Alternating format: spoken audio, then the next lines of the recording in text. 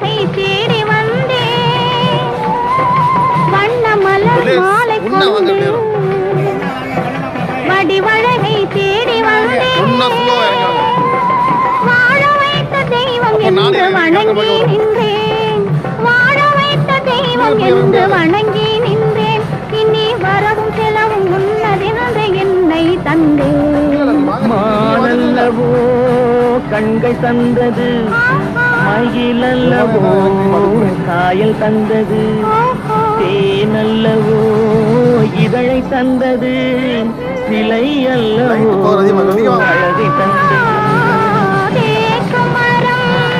உடலை தந்தது சின்ன யானை நடையை தந்தது பூக்களெல்லாம் சிரிப்பை தந்தது